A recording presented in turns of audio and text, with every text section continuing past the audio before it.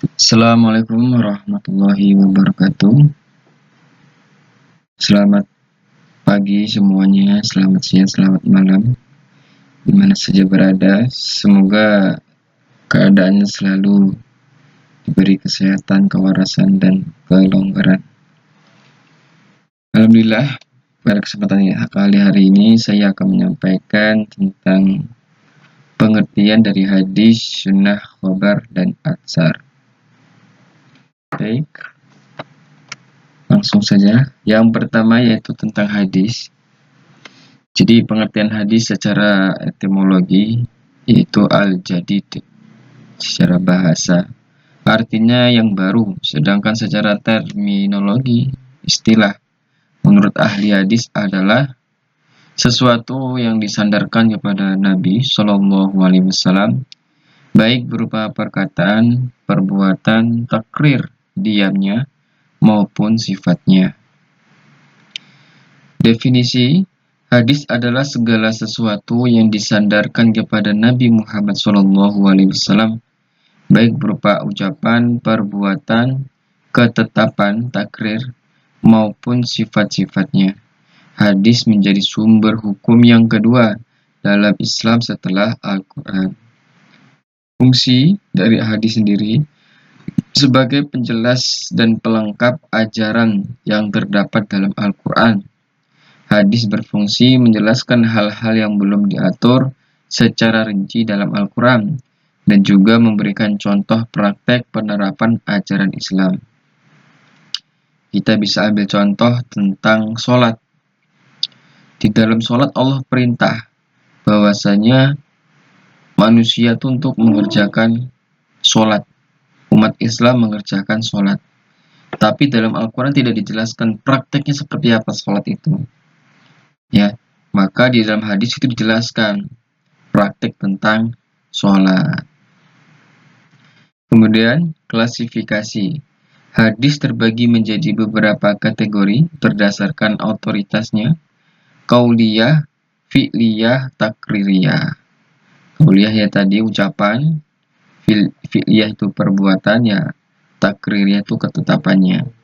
Dan derajat kebenarannya, sahih, hasan, dhaif, maudhu. Selanjutnya yaitu sunnah. Sunnah secara definisi adalah segala sesuatu yang bersumber dari Nabi Muhammad SAW, baik berupa perkataan, perbuatan maupun ketetapan, yang menjadi teladan bagi umat Islam. Sunnah lebih luas daripada hadis karena tidak hanya mencakup riwayat, tetapi juga makna dan implementasi ajaran Nabi. Perbedaan dengan hadis, sunnah memiliki aspek normatif dan menjadi pedoman dalam praktik ibadah dan kehidupan sehari-hari. Sedangkan hadis lebih merujuk kepada narasi atau riwayat yang disampaikan dari Nabi. Pembagian sunnah ada yang bersifat wajib diikuti yaitu sunnah muakkadah, dan ada yang tidak wajib yaitu sunnah ghair muakkadah. Jadi sunnah juga bisa disebut dengan thariqah atau jalan. Ya, jalan ya, hal-hal yang dilakukan oleh Nabi. Kemudian khobar. Definisi khobar adalah informasi atau berita yang disampaikan oleh seseorang. Khobar tidak selalu merujuk kepada Nabi SAW, Nabi Muhammad SAW, tetapi bisa juga berkaitan dengan sahabat, tabi'in, atau peristiwa sejarah lainnya.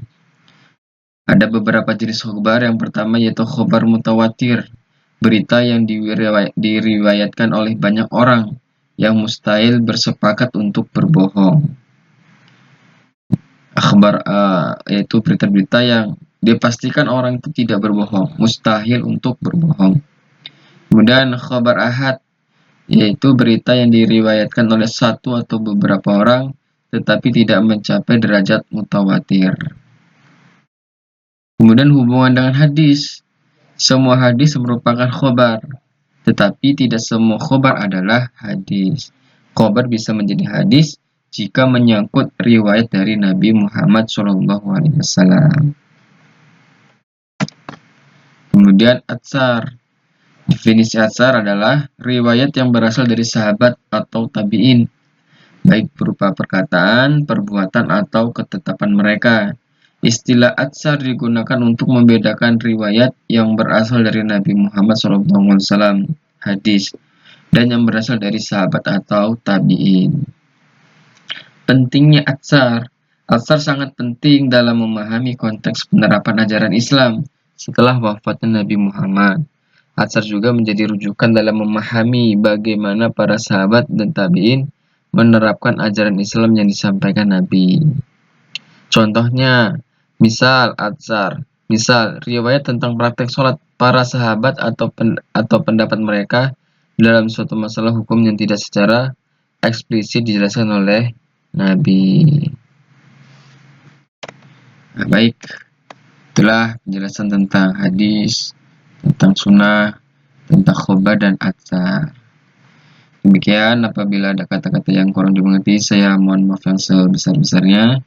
Saya akhiri, wassalamualaikum warahmatullahi wabarakatuh.